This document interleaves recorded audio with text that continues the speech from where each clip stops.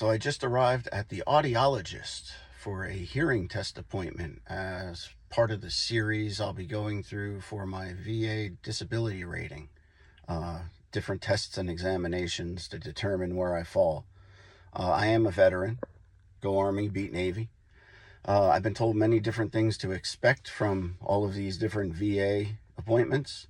So I guess we'll see what happens. Staying positive about it. Wish me luck.